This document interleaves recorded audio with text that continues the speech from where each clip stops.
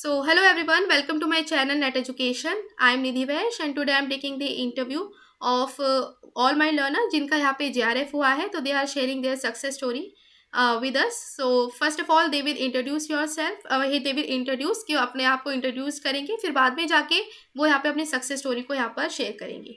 तो first of all यहाँ पर हार्दी आप स्टार्ट करिए अपने related to your success story. Yes, yes. Thank you, ma'am, to give this wonderful opportunity to me. So I'm thankful to this channel, and specifically, I am thankful to you, ma'am. With your support and guidance, I have cleared my net with the Junior Research Fellowship in Education subject. I Hardi Pancholi from Indian Institute of Teacher Education, Gandhinagar, Gujarat. So basically, I have making notes about the paper one and paper two, and it is the success in which you have to totally in behind with the preparation. तो कहीं ना कहीं हमें एक लगन से पूरा जो मेहनत करनी होती है उनसे ही ये सब अचीव हो पाता है. तो this is my success with the help of the kind of your guidance and support. अगर मैं चैनल की बात करूं तो जैसे भी जितने भी हमारे यूनिट्स है जैसे 20 यूनिट्स है पेपर वन और पेपर टू को मिला के, तो ये सारे यूनिट्स को कवर करना और इसके साथ साथ पूरे नोट्स बनाना. तो पहले से ही आपके जो जितने भी सेशंस चल रहे थे यूनिट वाइज तो वो मैंने अच्छे से क्लियर किए हैं. और उसके साथ साथ अगर लास्ट टाइम की बात करें जैसे आपने रिवीजन सेशंस रखे थे तो वो बहुत ही ज्यादा बेनिफिशियल है एक यूनिट को कवर करने के लिए और उसका पूरा क्लैरिटी लेने के लिए. और उसके साथ साथ जैसे मैं पीवाईक्यू सेशन की बात करूं तो वहां पे जैसे 1000 क्वेश्चंस का आपने एक प्लेलिस्ट बनाया है तो वो इतना बेनिफिशियल है कि लास्ट डे तक आप वो अगर प्रिपेयर कर रहे हो तो आपका माइंड एक तरीके से ट्रेन हो जाता है कि किस तरीके से किस आंसर से किस क्वेश्चन से हमें डील करना है.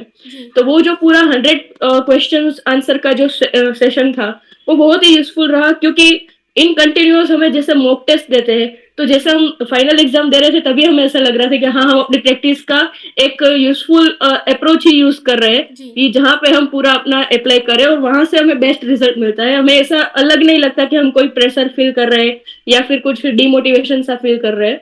तो वो जो पीवाईक्यू से वो बहुत ही ज्यादा उपयोगी रहे मेरे लिए. और जो नोट्स बनाए थे ऐसा नहीं है कि पूरा नोट्स मैंने लिखा है लेकिन जो भी की पॉइंट्स है जो मुझे याद रहे जिनके पीछे मैं कुछ समझ पाऊँ वो लास्ट टाइम पे मुझे लास्ट डे पे बहुत ही यूजफुल रहे.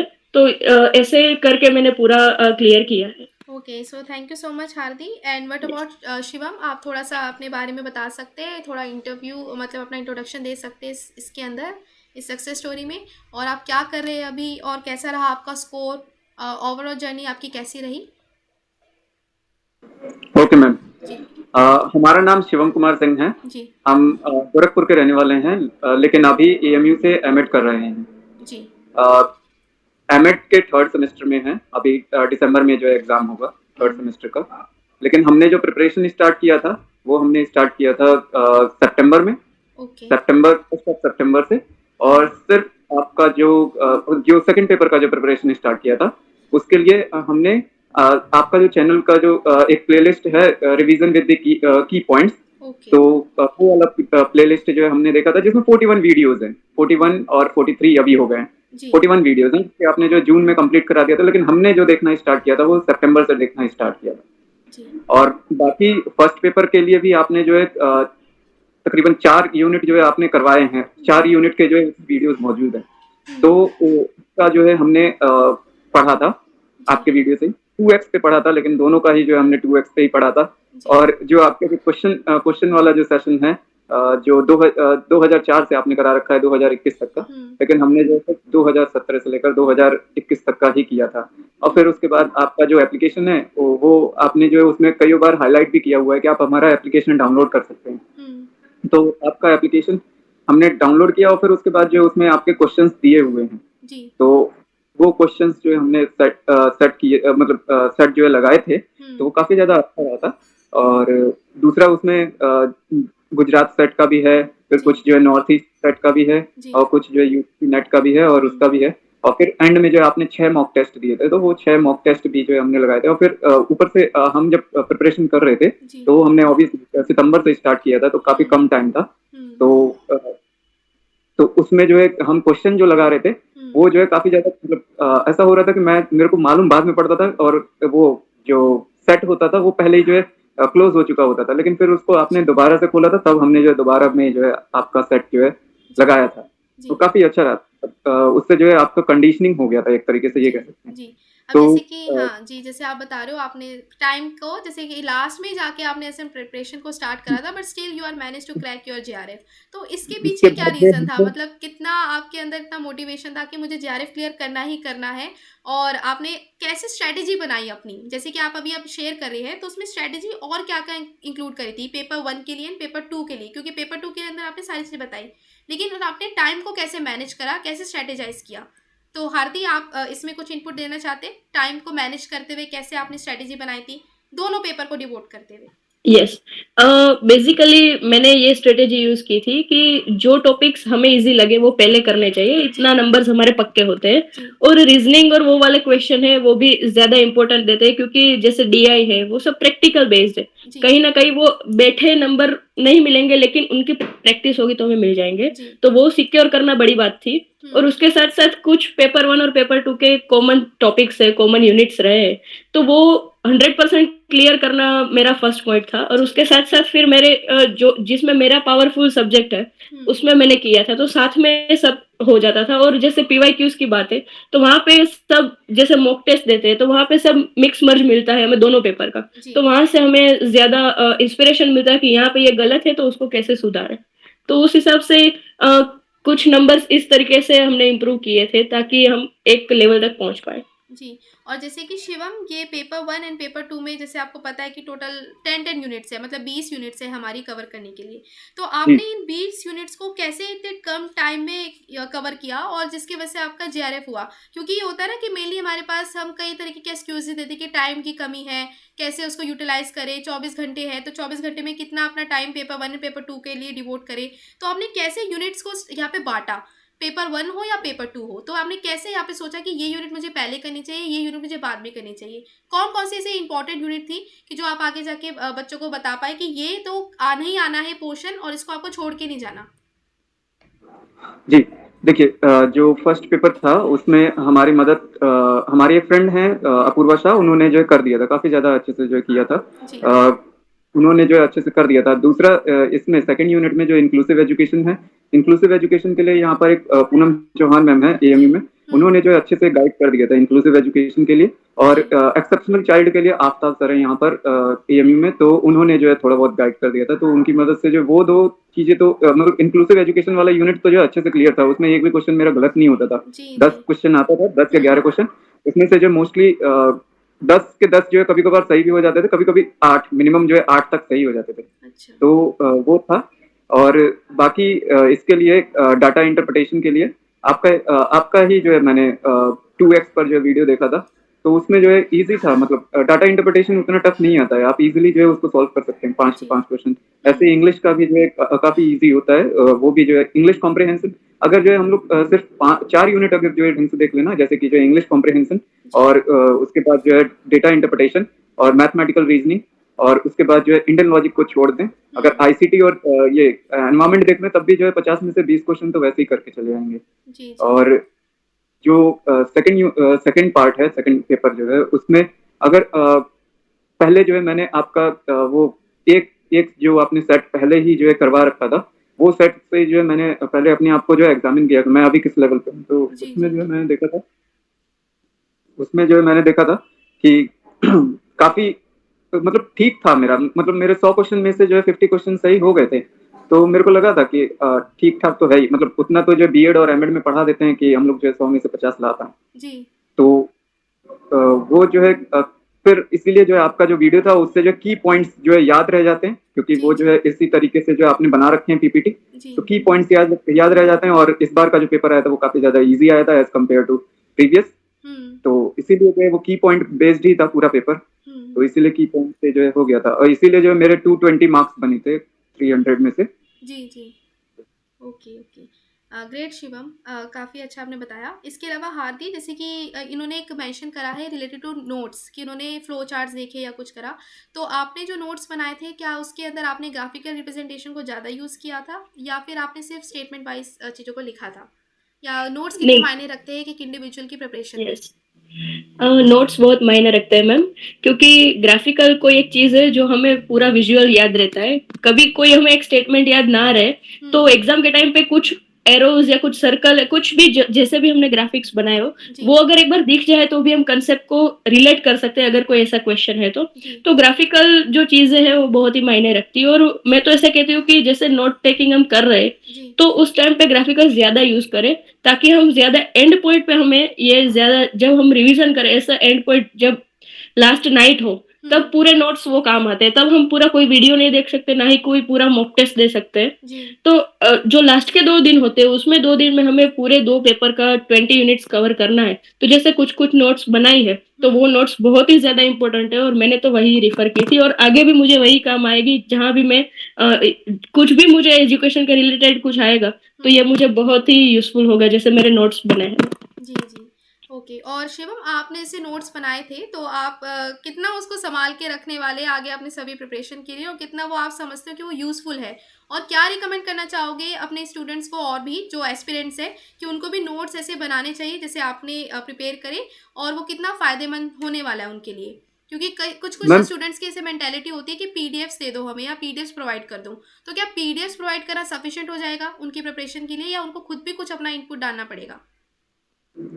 मैम देखिए वो जो है इंडिविजुअल पे डिपेंड करता है। हमने कभी भी पेन नहीं उठाया था, मतलब हमने पेन नहीं उठाया। आपका जो वीडियो जब आप पढ़ाते थे तो सबसे खास बात आपका ये है कि आप उसमें आते नहीं हैं, बस जो पीपीटी है उसी पे बेस्ड जो। तो हमने सिर्फ स्क्रीनशॉट लिए थे सभी के, पेन नहीं उठाया था, ना कॉपी लेकर जाते थे। लाइब्रेरी यहाँ पर है, मौलाना आजाद, उसी में ही पढ़ते थे। तो हम पेन और कॉपी नहीं लेकर जाते थे, सिर्फ आपका वीडियो देखा था और उसका स्क्रीनशॉट ले लेकर जो रखा था। तकरीबन मेरे पास 1508 स्क्रीनशॉट हैं। तो वो सारा का सारा जो है एंड मोमेंट पर मेरे को मतलब मेरे पास ऑब्वियसली 1 घंटा 1 महीना 12 दिन था। 1 महीना 12 दिन था तो उतने में जो अगर मैं नोट्स बनाने लगता तो फिर तो हो गया। तो इसीलिए जो है मैंने नोट्स नहीं बनाया था। जो भी आप पढ़ाते थे उसका स्क्रीनशॉट पहले लेकर फिर उसके बाद जो 2x पे था तो वो इजिली जो मेरे को समझ में भी आ जाता। एंड मोमेंट पे सिर्फ मैंने जो है स्क्रॉल किया था। एंड मोमेंट पे जैसे 1 रात पहले या 2 रात पहले सिर्फ मैंने स्क्रॉल करके 1500 पीडीएफ देख लिए थे, उसके अलावा मैंने कुछ नहीं किया था। और सेकंड पेपर के फर्स्ट पेपर के लिए भी मैंने जो है नोट्स वगैरह नहीं बनाए थे। किसी भी चीज के लिए मैंने नोट्स नहीं बनाए, मेरे पास एक भी कॉपी नहीं है, सिर्फ स्क्रीनशॉट है। अच्छा, तो वो आपको हेल्प कर गया कि इन द सेंस कि वो आपने अगर ग्राफिकली तरीके से उसको देख लिया तो आपके माइंड में भी बैठ गया और वीडियो से आपको हेल्प भी मिल गई, तो ऐसा आपने कवर कर लिया। और वैसे भी ये वेरी कर जाता है, जैसे कि आपने बताया कि पर्सन टू पर्सन वेरी करता है कि अगर वो अपने कन्वीनियंस के तौर पे नोट्स बनाना चाहे तो बना सकते हैं, अगर नहीं है जैसे अगर आपका वैसे भी पर्पस अगर आपको सॉल्व हो रहा है नोट्स मेकिंग का तो आप अपने हिसाब से उसको स्ट्रेटेजाइज कर सकते हैं। एंड मोस्ट इंपॉर्टेंटली लास्ट 15 दिन जो हमारे लिए बहुत ही अहम होते हैं, तो उसको कैसे हमें यूटिलाइज करना चाहिए? लास्ट 15 दिन को कैसे हम ऐसा काम करें कि वो हमें एक जीआरएफ की तरफ लेकर जाए, जो नेट की तरफ हमारी प्रिपरेशन अभी तक चली है उसको बूस्टअप कर दे। तो 15 दिन कितना हमारे लिए क्रूशियल है? यहाँ पे हार्दी आप बताना चाहेंगे 15 दिन जी लास्ट में कैसे क्रूशियल है हमारे लिए? जी, जो लास्ट 15 डेज है वहां पे हमें एक मोटिवेशन सा मिलता है कि हाँ मैं इतना कवर कर चुकी हूँ जितना भी हमारा प्रिपरेशन है। कई बार उसमें 5% या 10% लैग करता है। जैसे मैं मेरी बात करूँ, 15 दिन पहले मुझे एक बार ऐसा हो गया था कि शायद मेरा नेट ही हो पाए। जेआरएफ के लिए मैं ट्राई कर रही हूँ लेकिन कहीं ना कहीं कुछ मॉक टेस्ट या फिर कुछ ऐसा आ गया कि वहां पे हम डिमोटिवेट हो जाते हैं। लेकिन उनको साइड में रख के अगर हम अपनी मेहनत कंटिन्यू करें तो पेपर 1 और पेपर 2 वहां पे कुछ ऐसे टॉपिक्स है जो फिर से रिवाइज करने से ज्यादा उसके ऊपर पकड़ आती है। जैसे रिसर्च बेस्ड क्वेश्चन है तो वो पूरे कंसेप्चुअल में कई बार हमारे से मिस्टेक हो जाती है। एसर्शन रीजनिंग वाले हैं तो वहां पे हमारा कुछ ऐसा मिस्टेक हो जाता है कि यहाँ पे हम समझ नहीं पाए। तो लास्ट 15 डेज ऐसे जो ऐसे बड़े बड़े टॉपिक है वहां से पूछना आएगा ही, जैसे क्वेश्चन होगा ही, वहां से बेस्ट हम कैसे दे सके उसके लिए मैंने ज्यादा प्रिपेयर किया था इन पर्टिकुलरली पेपर 1। और पेपर 2 की बात करें तो वहां पे भी रिसर्च एप्टीट्यूड है, फिर टीचिंग एप्टीट्यूड है। वहां पे कोई ऐसा ना हो कि हम इजी क्वेश्चन को ज्यादा गलती कर दे, उसमें हार्ड है तो उसमें हमें सोचना पड़ेगा। लेकिन अगर इजी है तो वहां पे हम कैसे पकड़ पाए पूरा, उसके ऊपर मैंने सोचा था कि ये मेरा पावरफुल टॉपिक है, उसको तो मैं 100% कर लूं। और साथ में ही जो एक कॉग्निशन हमारा जो है वो डेवलप पूरा होता है, वो ज्यादा से ज्यादा प्रैक्टिस करने से होता है। तो वो मॉक राउंड हमें लास्ट में देना चाहिए। और जैसे कोई नोट्स बनाता है नहीं बताए, जिसका भी जैसा रिवीजन करने की स्टाइल है वहां पे पूरा करना चाहिए, जिससे पूरा का पूरा एक बार माइंड में आ जाए। तो वो पूरा कर सकते हैं। जी जी, ग्रेट हार्दी। एंड शिवम, आपकी 15 दिन की लास्ट स्ट्रेटेजी आप कैसे रिकमेंड करना चाहोगे कि लास्ट 15 दिन कैसे यूटिलाइज करे एक पर्सन, कि सब कुछ छोड़ के क्या कैसे स्टडीज के ऊपर फोकस करना है, कैसे टाइम को मैनेज करना है, क्या करना चाहिए हमें? लास्ट के 15 दिन कितने क्रूशल होते हैं एक इंडिविजुअल के लिए? जी लास्ट के 15 दिन के बारे में तो नहीं पता, लेकिन 1 अक्टूबर से लेकर 12 अक्टूबर तक का हम बता सकते हैं। हाँ 1 अक्टूबर से लेकर 12 अक्टूबर तक हमने जो किया था, हमने जो आपका नोट्स था उसका जो है पूरा का पूरा जो रिवीजन सेशन वाला जो है वो जो है पूरा का पूरा कंप्लीट कर चुके थे, लेकिन कुछ कुछ ऐसा था जो कि जो है मेरे को नहीं आ रहा था, तो वो आपने यूनिट वाइज भी जो है बना रखे हैं पीडीएफ तो प्ले लिस्ट, जी जी तो उसमें से जो है जाकर वो टॉपिक बस सर्च कर देते थे, उसके आगे लिख देते थे निधि वैश, तो वो वाला अच्छा टॉपिक निकल के आ जाता था। हाँ तो वो टॉपिक जो है बस देख लेते थे, तो उससे क्लियरिटी हो जाती थी, जो जो टॉपिक में जो डाउट होता था सिर्फ वो टॉपिक थे। जी और फिर उसके बाद जो है मतलब कि एक किताब जो है हमने यहाँ से इशू कराया था जी लाइब्रेरी से, जी तो उस लाइब्रेरी की किताब में जो है हमने मार्क कर दिया था पेंसिल से, जो जो आपने एक्स्ट्रा उसमें इंफॉर्मेशन दिया था ना, कीवर्ड्स वगैरह, जी वो सारा का सारा कीवर्ड्स जो है हमने उसमें किताब में जो पेंसिल से मार्क कर दिया था। जी और फिर उसके बाद जो है आपका जो मॉक टेस्ट था लास्ट के 15 दिन, वही मॉक टेस्ट ही दिए थे हम, उसके अलावा और कुछ नहीं, सिर्फ एक मॉक टेस्ट पहले दिए थे, बाकी लास्ट के 15 दिन में जो है आपका जो 5 मॉक टेस्ट था, और बाकी जो किताबों में जो मॉक टेस्ट होते हैं सिर्फ वही दिए थे, उसके अलावा और कुछ नहीं। ओके। और जैसे कि पीवाईक्यूज हमारे लिए कितना इंपॉर्टेंट होता है, क्या पीवाईक्यूज करने से फायदा होता है या रिपीट होते हैं क्वेश्चंस आपको देखने को मिला है जी शिवम जी आपको?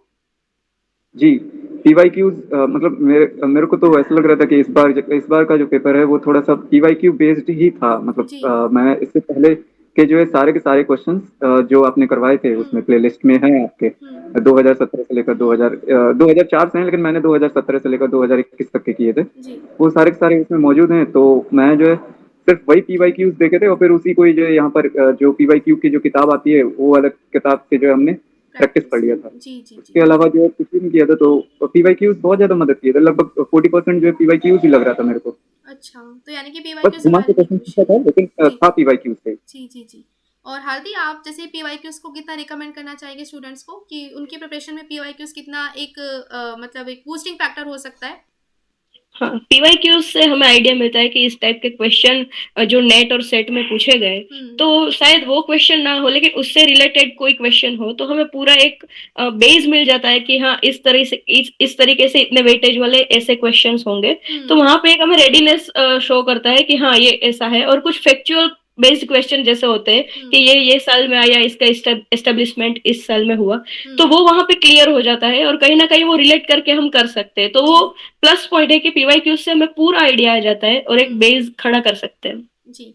और एक लेकिन और इस जी बार जो आया था मतलब इस बार जो 5 क्वेश्चन अलग आए थे, एनपीसी से आए थे, जी वो जी 5 क्वेश्चन हमारे यहाँ पर जो एक प्रोफेसर गुंजन दुबे हैं उन्होंने जो है करवा दिए थे, वो पहले ही करवा दिए थे उन्होंने, अच्छा तो इसलिए वो जो है बेनिफिट कर गया, एनपीसी उन्होंने अच्छे से समझा दिया था, तो एनपीसी से 5 क्वेश्चन आए थे, जो रश्मि और वो वाला है, जी जी, तो वहाँ से आ वो गए पहले थे। ही यहाँ पर जो प्रोफेसर ने करा दिए थे, जी जी प्रोफेसर गुंजन दुबे। जी। और एक ऐसे होता है कि जैसे कि हम 5 जो स्ट्रेटेजी यूज करते हैं अपने एग्जाम को करने के लिए, तो एलिमिनेशन टेक्निक का यूज करते हैं, जिसको कहते हैं कि एलिमिनेशन टेक्निक सबसे बेस्ट टेक्निक होती है किसी भी क्वेश्चन को सॉल्व करने के लिए, या क्वेश्चन को पूरा पढ़ना चाहिए, कभी भी क्वेश्चन को जंप नहीं करना चाहिए। और इसके अलावा जो हम क्वेश्चंस के अगर हम पढ़ने बैठ रहे हैं तो असर्शन रीजन के क्वेश्चन कर रहे हैं, तो उसमें रिलेटिंग फैक्टर होना चाहिए ताकि हम उसको क्लियरली इसको डिफाइन कर पाए। तो ये स्ट्रेटेजी क्या आपने भी अपने एग्जाम में यूज करी थी, वो कितनी हेल्पफुल रही थी जो हम अभी तक बताते आए अपने स्टूडेंट्स को? और क्या आप आगे जाके भी इन स्ट्रेटेजी को रिकमेंड करना चाहते हो और सभी के सभी एस्पिरेंट्स के लिए? कोई भी आप बता सकते हैं, चाहे शिवम या जी हार्दिक। जी जी, मैं बताना चाहूंगी कि जो ये एलिमिनेशन टेक्निक है वो यूजफुल रहती है मेरे हिसाब से। और इस बार की अगर पेपर की बात करें तो बहुत सारे ऐसे क्वेश्चन थे जहाँ पे 5 या 6 स्टेटमेंट हो कोई क्वेश्चन से रिलेटेड, और उसमें से इनकरेक्ट या करेक्ट की शॉर्ट लिस्ट हमें ऑप्शन में दी जाती है। तो ऑप्शन इस बार इस तरीके से थे कि सारे ऑप्शन दिए जाते हैं, उसमें से कोई एक स्टेटमेंट नहीं होगा, कोई 2 स्टेटमेंट नहीं होंगे, तो वहां पे जजमेंट लेना थोड़ा मुश्किल होता है जी कि सारे स्टेटमेंट है या कोई एक को निकाला जा सकता है। जी तो वहां पे अगर स्टेटमेंट और वो पूरा जो कंसेप्ट है उसका हम 1 से 2 बार रीडिंग करें तो पता चलता है कि यहाँ पे ये पॉइंट पे शायद ये मिस हो सकता है। जैसे आंसर की में भी 2-3 ऐसे आंसर्स है जहाँ पे सारे ऑप्शन को नहीं किया। जैसे हमने कुछ सोचा हो कि हाँ, यहाँ पे सारे स्टेटमेंट करेक्ट है, लेकिन ऐसा नहीं भी बना है। जैसे एक कोई स्टेटमेंट छूट रहा है तो वो सिलेक्ट नहीं हुआ, वो राइट आंसर नहीं दिया गया। तो ऐसा सोचने के पीछे पूरा कंसेप्ट अगर क्लैरिटी हो और अच्छे से वो हम सारे स्टेटमेंट को रिलेट कर पाए एक कंसेप्ट से, तो वो अच्छे से बन पाएगा। और बात करें एसर्शन और रीजनिंग की, तो वहां पे भी ऐसा है कि कहीं ना कहीं हम कंफ्यूज हो जाते हैं। जैसे हमें पता चल जाता है कि दोनों सही तो है, लेकिन क्या रीजन वो सही है एसर्शन का या नहीं, तो वहां पे थोड़ा हमें क्लैरिटी होनी चाहिए। तो उस हिसाब से अगर हम ज्यादा पढ़ेंगे और अगर एक बार क्लैरिटी आ गई कि हाँ, ये स्टेटमेंट ये ही बताना चाह रहा है, तो हम क्लियरली कह सकते हैं। तो ये एक रीडिंग और एक एलिमिनेशन टेक्निक दोनों जरूरी है। जैसे ऑप्शन को हम सही से पढ़े, तो वो भी एक रहा है इस बार। जी। और शिवम, आपके लिए कितना बेनिफिशियल रहा ये एलिमिनेशन टेक्निक और रीडिंग कंप्लीट करना और फिर क्वेश्चन की तरफ जंप करना, फिर क्वेश्चंस को यहाँ पे सिलेक्ट करना according to the right option? तो क्या आपने भी स्ट्रेटेजी यूज करी थी अपने एग्जाम में? जी जी हमने ये वाला ही स्ट्रेटेजी यूज किया था। जैसा मैडम ने बताया, हार्डी मैडम ने, कि उन्होंने जैसे एलिमिनेशन यूज किया था, ठीक वैसे ही हर कोई जो है एलिमिनेशन यूज करता है। ऑब्वियसली जब नेगेटिव मार्किंग नहीं है तो हर कोई एलिमिनेशन यूज करके और लगाकर ही आता है। तो हमने इंडियन लॉजिक नहीं पढ़ा था। इंडियन लॉजिक बिल्कुल भी ढंग से नहीं पढ़ा था, वो समझ में भी नहीं आ रहा था। तो हालांकि आपने कराया है, लेकिन मेरे को नहीं समझ में आ रहा था, तो उतने ढंग से जो है मैंने नहीं पढ़ा था। तो लेकिन उसमें मैंने एलिमिनेशन टेक्निक लगाकर ही जो है किया था। तो उसमें मेरे 5 क्वेश्चन आए थे लगभग, उसमें से जो 3 क्वेश्चन मेरा सही हो गया था। तो उस हिसाब से मेरा 50 में से 37 क्वेश्चन सही हुआ था। तो एलिमिनेशन टेक्निक की वजह से ही वो थोड़ा बहुत जो है ठीक हो पाया। जी जी। और लास्ट हम यहाँ पे कंक्लूडिंग रिमार्क लेना चाहेंगे आप दोनों का, कि आगे वाले जितने भी आप एस्पिरेंट्स हैं जो आपको देख रहे हैं अभी, तो उनको आप क्या सजेशन देना चाहेंगे कि उनको कैसे आप बूस्टअप करना चाहेंगे उन्हें कि यस, कि आप जो सही डायरेक्शन में है आप इसको पकड़ो और अपना गोल जेआरएफ को क्लियर करके लाओ, क्योंकि आगे आपके लिए बहुत सारी और अपॉर्चुनिटीज खुलेगी। तो उनको कैसे आप मोटिवेट करना चाहेंगे, उनको क्या ऐसा कहना चाहेंगे कि yes, you are in the right direction? Yes ma'am, मैं बताना चाहूंगी कि जितने भी फ्यूचर एस्पिरेंट्स हैं जो अभी भी तैयारी कर रहे हैं, उनको कहीं ना कहीं जो अपना पावरफुल जो स्ट्रेटेजी है, जो जिसमें इंटरेस्ट है, जितने भी यूनिट है वहां पे पूरा पक्का करना चाहिए, जहां से उनका इंटरेस्ट के हिसाब से वो एंजॉय कर पाएंगे वो टॉपिक को। अगर वो एंजॉय करेंगे तो वो मॉक टेस्ट में भी अच्छा कर पाएंगे और फाइनल में तो करना ही है। और कंटिन्यूअस मेहनत करनी है, क्योंकि जेआरएफ के लिए एक सच्चे गोल चाहिए, एक स्कोर चाहिए अचीव करने के लिए। तो वहां पे कंटिन्यूअस प्रिपरेशन, जैसे हर कोई सोर्स अवेलेबल है आपके चैनल के थ्रू, हम बहुत सारा सीखे हैं, बहुत सारा सपोर्ट है आपका, आपकी अवेलेबिलिटी है हर टाइम पे जहां भी डाउट सोल्व करना है। तो जैसे भी हम जिस भी गाइड को फॉलो करते हैं, जिसमें हमें ऐसा लग रहा है कि नहीं मैं यहाँ से कर पा रही हूँ, तो हमें पूरा पक्का वहां से करना चाहिए और वहां से ही प्रिपरेशन करनी चाहिए, जिससे एक मोटिवेशन भी बढ़ता है और उसके साथ साथ एक कॉन्फिडेंस बढ़ता है कि हाँ, मैं कर पाऊंगी। तो ये कंटिन्यूअस एक मेहनत करने की चीज है, ना कि डरने की चीज है। तो हम पक्का कर पाएंगे, ये मेरा कहना है। कि कोई बीच में से ऐसा छोड़े ना कि अब मेरे से नहीं हो पाएगा, ऐसी कोई बात नहीं है। हम यूजीसी नेट का एग्जाम दे रहे हैं, तो मेहनत कर रहे हैं तो पक्का मिलेगा, यही एक एस्पिरेशन है जी। और शिवम, आप कोई लास्ट कंक्लूडिंग रिमार्क देना चाहे सभी एस्पिरेंट्स को कि क्यों उन्हें करना चाहिए, क्या कैसे रहना चाहिए आगे, कुछ उनको मोटिवेट करने के लिए आप कुछ कहना चाहेंगे?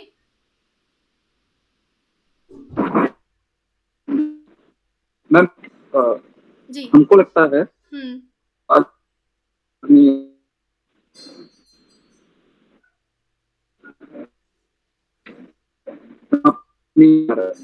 बात नहीं, आप वीडियो ऑफ करके बोलो ताकि वो फ्लक्चुएशन कम हो जाए। ओके जी।